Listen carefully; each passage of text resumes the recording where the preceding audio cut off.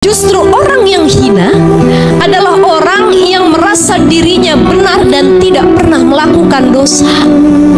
Saya mah ahli ngaji, gak pernah saya mah gibah tuh kayak dia tuh. Dia mah min ahli nar, ahli neraka yang model begitu tuh.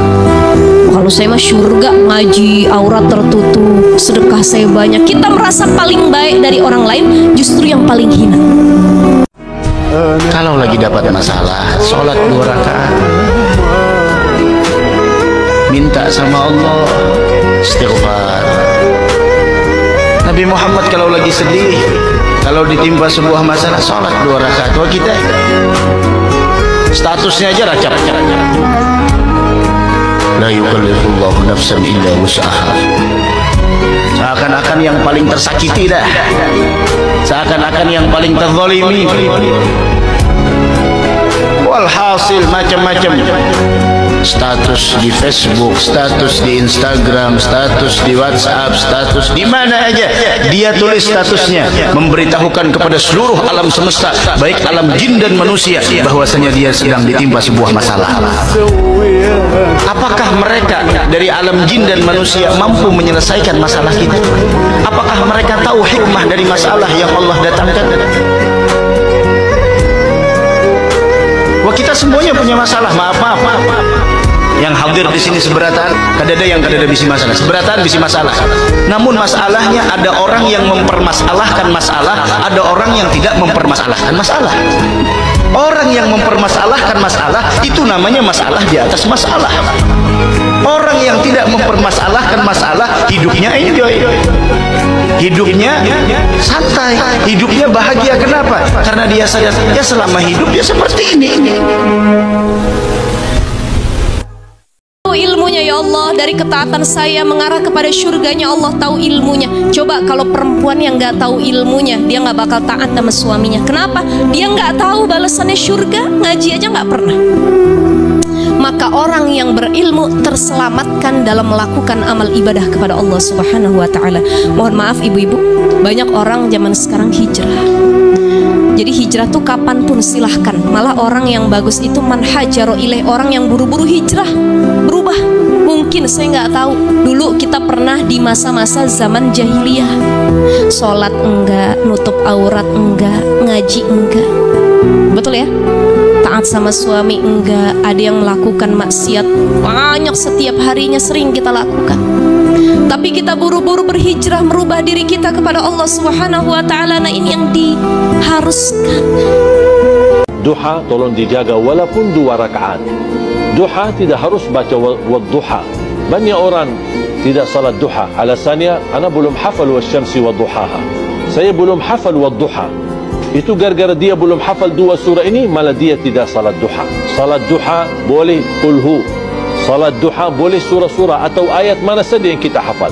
Kalau tidak hafal sama sekali, hanya Al-Fatihah, sah salat duha dengan membaca suratul Fatihah. Salat duha adalah seperti orang bersedekah terhadap seluruh anggota tubuhnya yang ada di dalam tubuhnya.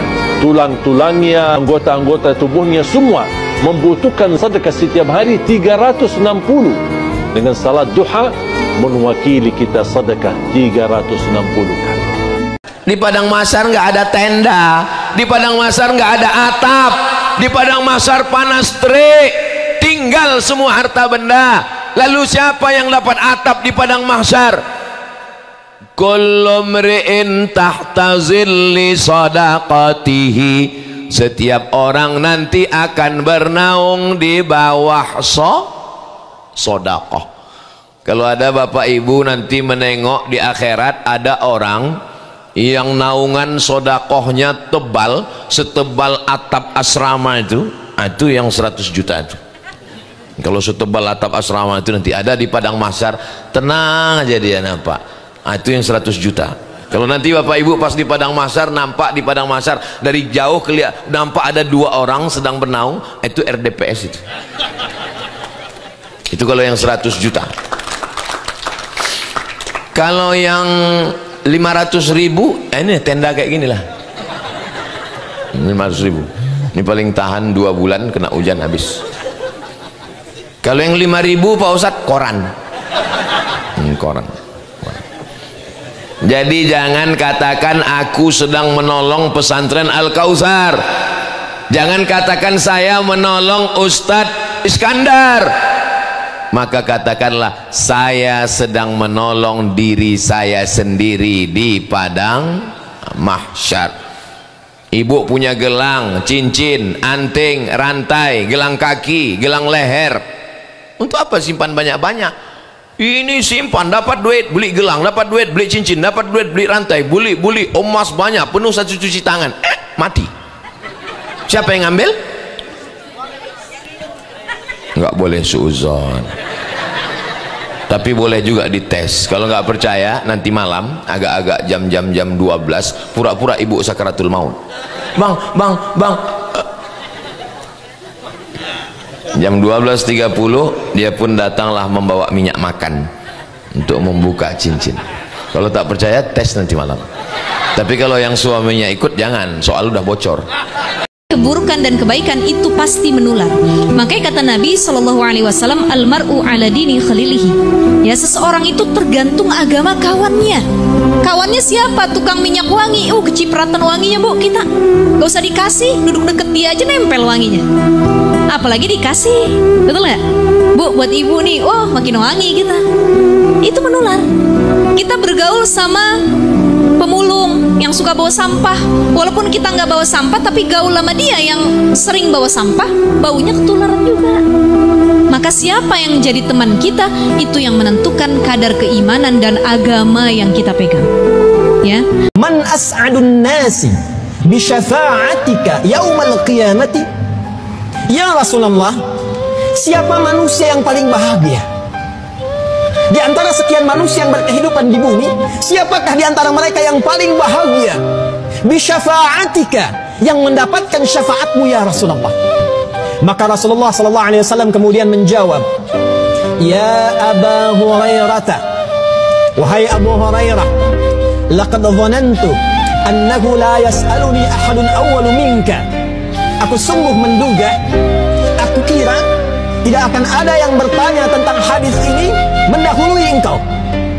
Lima ra'aitu min hurthika 'ala al-hadis. Lima ra'aitu min hurthika 'ala al-hadis. Karena aku melihat engkau itu begitu tekun mencari hadis. Begitu tekun mendekat pada tuntunan keislamanmu. Di padang mahsyar nggak ada tenda, di padang mahsyar nggak ada atap, di padang mahsyar panas terik, tinggal semua harta benda. Lalu siapa yang dapat atap di padang mahsyar? Kullu mri'in tahta zilli sadaqatihi. Setiap orang nanti akan bernaung di bawah sedekah. Kalau ada bapak ibu nanti menengok di akhirat, ada orang yang naungan sodakohnya tebal setebal atap asrama itu yang 100 juta itu.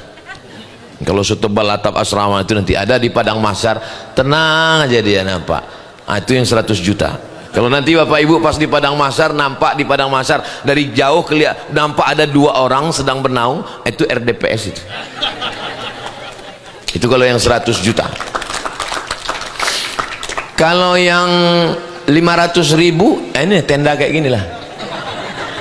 500.000 ini paling tahan 2 bulan, kena hujan habis. Kalau yang 5.000 Pak Ustadz, koran.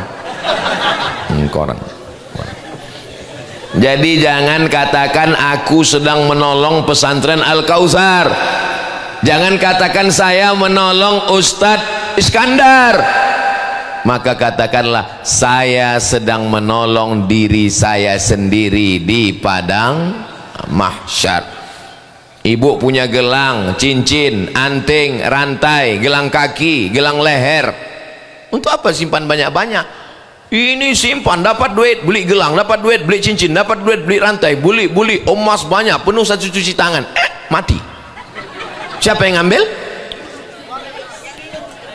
Nggak boleh suuzon, tapi boleh juga dites. Kalau nggak percaya, nanti malam agak-agak jam 12 pura-pura ibu sakaratul maut. Bang jam 12.30 dia pun datanglah membawa minyak makan untuk membuka cincin. Kalau tak percaya, tes nanti malam. Tapi kalau yang suaminya ikut jangan, soal udah bocor.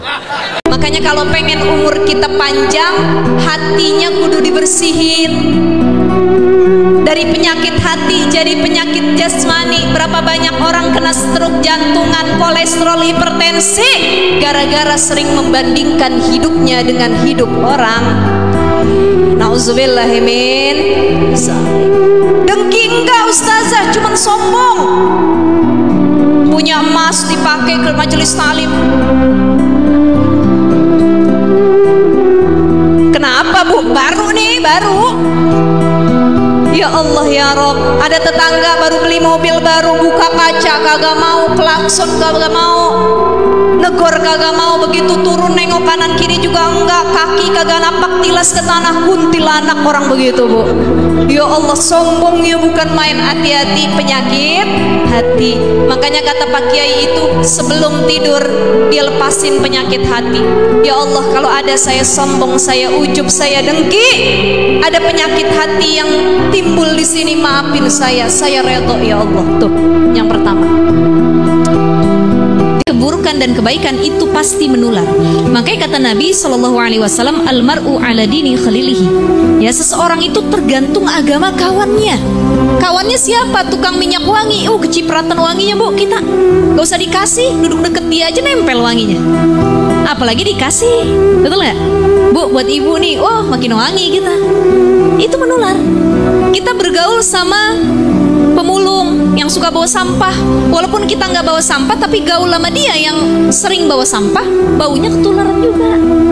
Maka siapa yang jadi teman kita, itu yang menentukan kadar keimanan dan agama yang kita pegang. Ya. Gak semua orang suka dengan konten-konten dakwah. Gak semua orang senang dengan ceramah-ceramah agama. Gak semua orang senang dinasehati. Gak semua orang mau belajar dan bersusah payah dalam belajar. Mungkin menghafal doa-doa pendek, menghafal niat bacaan sholat. Gak semua orang juga mau dan terkesima serta suka dengan itu semuanya. Maka kalau teman-teman berada di antara salah satu orang yang suka dengan video-video dakwah, yang suka dengan konten-konten ceramah, yang suka dengan live-live dakwah, saya ucapkan selamat ya.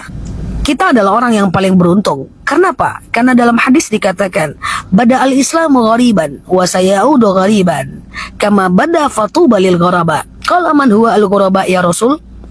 Hum alladhina yuslihuna 'inda fasadin nas. Islam itu datang dalam kondisi yang sedikit ya Rasulullah, kata sahabat, yaitu orang-orang yang sangat ingin melakukan perbaikan saat yang lain rusak. So, teman-teman yang senantiasa ingin memperbaiki diri, belajar, susah payah, bingung, ketakutan salah dalam ibadah, bingung ketika menghadapi sesuatu dalam ibadah, suka dengan ceramah-ceramah, saya katakan selamat. Teman-teman berarti termasuk al-ghuraba, yaitu orang-orang yang sedikit. So, fabi ayyi ala rabbikuma tukadziban. Ingat, nikmat mana lagi yang mau kita dustakan? Kalau teman-teman sudah suka dengan konten dakwah, penyakit sombong, penyakit takabur, penyakit hasad, iri, dengki bisa disembuhkan kalau mau dinasehati. Penyakit hasad, dengki, suka marah-marah bisa disembuhkan kalau kita senang mendengarkan pengajian, majelis ilmu, serta konten-konten dakwah. So, selamat ya buat teman-teman semuanya. Saya selalu di sana. Assalamualaikum warahmatullahi wabarakatuh. Makanya kalau ditanya orang yang bahagia itu seperti apa, man lahu qalbun salim, yang hatinya selamat, tenang, ingat sama Allah terus. Biarpun rizkinya sedikit, rizki dia sedikit bu dari Allah, gajinya pas-pasan, rizkinya sedikit, tapi ya Allah tenang, rumah tangganya tuh adem ayem. Cuman punya telur 3 butir, anaknya ada 7, tuh telur 3 butir ya, didadar dibagi ber7, habis, kenyang, berkah. Ada yang hartanya banyak, anaknya makan satu-satu nggak habis.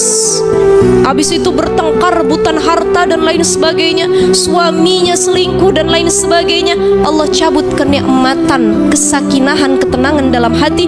Bisa jadi karena selama ini kita ahli maksiat. Assalamualaikum warahmatullahi wabarakatuh. Sampai paham. Doa agar dipanggil berangkat umroh. Teman-teman pengen umroh kan ya? Nah, doanya adalah Allahumma rzuqni ziyarata baitikal mu'azzam. Ya Allah, karuniakan kepadamu ziarah ke rumahmu yang agung. Ziarah itu adalah panggilan Allah yang dapat bukan hanya orang kaya, tapi orang yang belum mapan pun bisa berangkat umroh. Bahkan Allah tak izinkan, Allah tak undang yang kaya pun belum tergerak hatinya untuk berangkat umroh. Makanya bagi yang kaya tapi masih ragu untuk umroh, bagi yang belum mapan masih ada belum rezeki untuk umroh, semuanya bisa baca doa ini. Allahumma rzuqni ziyarata baitikal mu'azzam. Ya Allah, karuniakan kepadamu berkunjung ke rumahmu yang agung. Masya Allah. Semoga Allah berangkatkan kita berkali-kali dan lagi-lagi untuk menuju Haramain, 2 tanah haram ya. Sehat-sehat semua di sana, kumpulkan ilmu dulu, kumpulkan banyak-banyak iman sehingga pas berangkatnya siap. Semoga bermanfaat. Nah, oke di sini like, share video saya ini, follow kanal saya ini dan sampai paham. Assalamualaikum warahmatullahi wabarakatuh. Yang pertama kali dihisap dalam ibadah kita nanti sholat. Masa sholat dari 50 tahun tak tahu artinya? Padahal coba ibu dengerin ini penting. Sholat tuh itu aja bu. Semua jenis sholat itu aja, betul? Niat, Al-Fatihah, ruku, i'tidal, sujud, duduk antara 2 sujud, tahiyat. 7 aja. Apapun merek sholatnya, ini aja. Coba ibu mau hadirkan sholat apa? Ini aja. Niat, Al-Fatihah, ar-ruku, i'tidal, sujud, duduk antara 2 sujud, tahiyat. Subuh sama? Rakaat keduanya sama? 12 rakaat jadi sama? Sholat duha 12 rakaat sama? Sama. Tanpa kita sadari selama ini kita lupa dan lalai bahwa bacaan sholat itu aja. Sampai usia sekarang, itu aja. Apapun jenis sholatnya, itu aja. Cuman kita dihebohkan untuk mengarahkan energi kita menghafal hal yang sebenarnya sunnah. Ini hafal. Ini kalaulah saya tinggal di Tangerang, selesai sama saya semua ini. Hafal semua arti bacaan sholat nih. Sayangnya saya jauh dari ibu-ibu, jauh di mata, dekat di hati. Saya punya banyak jemaah yang sudah banyak kelas tarjim, yang sudah hafal arti bacaan sholat, itu di luar kepala. Di luar kepala. Cobalah arti bacaan sholat gampang. Ruku. Subhana rabbiyal azimi wa bihamdi. Maha suci Tuhanku yang maha agung, segala puji baginya. Pendek kan? Nggak sampai sepanjang ad-duha kan? Sami Allahu liman hamidah. Telah mendengar Allah siapa-siapa yang memujinya. Gampang. Pendek bu. Tapi kepikiran nggak buat menghafal arti bacaan sholat selama ini? Nah, cobalah hafal. 3 bulan pun gini-gini bu. Misalnya ibu ngafal bacaan ruku bu. Subhana rabbiyal azimi wa bihamdi. Ibu baca nih di buku tuntunan sholat. Maha suci Tuhanku yang maha, subhana maha suci, Rabbi Tuhanku, azimi maha tinggi, wa bihamdi dan segala puji baginya. Gitu kan? Itu 2 minggu pun dihafal nggak apa-apa bu. Nggak usah lari kemana-mana. Itu 2 minggu nggak apa-apa. Yang penting ada hasilnya. Kok gitu semua nengok saya? Maksudnya kayak gitu ya, dihafal. Walaupun saya tahu ibu-ibu kalau ngafal ambil napas sedikit lupa, ya kan? Subhanallahil azim. Dia ngafal tuh per kata. Subhana Rabbi, maha suci Tuhanku, itu terus maha suci Tuhanku, maha suci Tuhanku, maha suci Tuhanku, maha suci Tuhanku. Al-azimi, maha tinggi, maha tinggi. Ibu nggak usah buru-buru bu. 1 kalimat tuh aja seminggu pun nggak apa-apa. Akhirnya 6 bulan ke depan ibu hafal yang 7 itu. Tapi terlalu lama 6 bulan. Tapi maksudnya sebegitulah pentingnya. Biar pelan-pelan. Arti bacaan sholat luar biasa. Coba sujud. Subhana rabbiyal a'la wa bihamdi. Maha suci Tuhanku. Mirip kan kayak ruku. 1 kata aja bedanya. Ruku al-azim, sujud a'la. Ujung-ujungnya kurang 1 ya. Jadi 6 ya. Tadi kan 7. Jadi 6 ya. Subhana rabbiyal a'la wa bihamdi. Maha suci Tuhanku yang maha tinggi dan dengan segala puji baginya. Itu kan ibu muji bu, itu zikir. Ibu langsung duduk antara dua sujud. Allahu Akbar. Rabbi ghafirli, Tuhanku ampuni aku. Warhamni, dan cintai aku. Wajaburni, cukupkan aku. Warzukni, beri aku rezeki. Terbalik ya? Betul ya? Warfa'ni, tinggikan derajatku. Masya Allah itu artinya. Cuman 7 saja, tapi kepikiran gak buat ngafal. Nah di sini kan ada banyak sekali pengajian saya dengar, bisa ngafal sendiri di rumah, ngafal sendiri. Apa standar kami hafal sampai ibu bisa nyetor di depan kaca? Harus dilafazkan. Kalau cuman dibayang-bayangkan aja, terbayang masa lalu nanti, nggak bisa. Dia harus disetor, bu. Saya sering bilang, mak ayo mak, mak saya itu punya pengajian yang berbenturan dengan kelas tarjim saya. Jadi dia ada pengajian yang dia suka dan belum mak saya ikut, mak kandung saya belum ikut tarjim. Mak ngerti kok arti bacaan sholat tuh ngerti, terbayang mak artinya, dia bukan untuk dibayangkan mak. Yang dibayangkan tuh masa lalu aja mak ya. Kalau arti bacaan sholat nggak bisa dibayangkan, harus dilafazkan supaya dia terbayang. Jadi nanti silakan nyampe rumah ustazah jauh-jauh ke Tangerang ngasih PR arti bacaan sholat ya. Sampai kapan ibu dianggap hafal saat ibu bisa nyetor di depan cermin? Atau nanti cari kawan berdua 2 orang. Kita hafal ini ya. Nanti hari Senin kita gantian nyetor ya. Itu lagi caranya. Kalau nggak sama Pak Ustadznya. Kalau sama saya tak mungkin ya. Saya jauh sekali ya, tapi kan dekat di hati. Asik. Oke? Itu tuh project. Buat tuh project, salat penting bu. Karena saya tahu banget, ibu hafal al-Waqiah, ibu hafal ad-duha, ibu hafal yasin. Pas salat, kul huwallahu ahad lagi kan. Lebih baik lagi ibu arahkan dulu ke situ. Nanti yang lain ke depannya ibu bisa lanjutkan lagi. Karena energi ini kan harus jelas prioritasnya kemana. Oke? Kalau ibu sudah khusyuk bu dalam sholat bu, masya Allah bu, mantap bu. Kalau ibu udah tahu arti bacaan sholat, beda bu, beda dong, beda. Beda, selesai sudah. Ibu akhirnya dalam sholat teringat artinya, tidak teringat lagi jemuran. Lagi sholat ibu teringat artinya. Karena mengerti bacaan sholat itu realistis bu. Itu bisa dihafal, dia sangat mudah. Kita nggak suruh hafal 30 juz, jadi dia bisa dikejar, bisa diusahakan. Oke, ini cara khusyuk dalam sholat. Ibu yang saya sayangi karena Allah, kalau pengen hidup tenang, hidup bahagia, please, saya minta tolong betul. Saya sering bilang kepada jemaah, please, tutup mata dengan takdir orang lain. Jangan pernah bandingkan nasib kita dengan nasib orang lain. Please, jangan pernah bandingkan nasib kita dengan nasib orang lain. Kenapa? Kualitas iman berbeda, nggak mungkin cobaan sama. Coba ibu-ibu kalau melihat sesuatu, melihat tetangga, melihat teman-teman yang berada di atas kita, coba cara berpikirnya kita ubah. Gimana ya dia bisa kayak gitu ya? Aku pengen juga deh kayak gitu. Tapi bukan menyayangi, ya Allah tengok tetangga ya Allah, uangnya banyak, suaminya baik, rezekinya banyak, anaknya baik ya Allah. Tengok aku ya Allah utang bersera-sera, duit nggak ada. Perbandingkan nasib kita dengan nasib orang lain. Kita nggak akan pernah bahagia kalau kita membandingkan nasib kita dengan nasib orang lain, suami kita dengan suami orang lain. Karena apa yang kita bandingkan belum tentu itu adalah sebuah kebenaran. Kita fokus saja. Apa yang kita kerjakan. Yang tidak, kita abaikan. Ya, jangan pernah bandingkan nasib kita dengan nasib orang lain, karena kualitas iman berbeda, nggak mungkin cobaan sama. Dosa yang tidak diampuni oleh Allah walaupun kita udah tobat nih, salah satunya adalah asyirku billah, menyekutukan Allah. Ibu-ibu pengen kaya, datang ke dukun. Ya, pengen suaminya makin cinta, datang ke peramal, datang ke orang pinter. Ada bu yang gara-gara pengen suaminya nempel terus, dia taruh darah haidnya itu di minuman suaminya. Ada ustazah, banyak kejadian kayak begitu. Ini sudah menyekutukan Allah. Asyirkul akbar, pengen kaya, minta sama pohon, pengen ini, pengen populer, pengen punya jabatan, dia datang kepada selain Allah. Maka orang-orang yang seperti ini adalah orang yang sudah menyekutukan Allah Subhanahu wa taala. Jadi siapa yang datang man atakahinan au arrafan, dia datang sama dukun, dia datang sama orang pinter, dia datang sama peramal yang katanya bisa memberikan segala-galanya ya, itu nggak diterima sholatnya 40 hari 40 malam. Yang pertama kali dihisap dalam ibadah kita nanti sholat. Masa sholat dari 50 tahun tak tahu artinya? Padahal coba ibu dengerin, ini penting. Sholat tuh itu aja Bu. Semua jenis sholat itu aja, betul?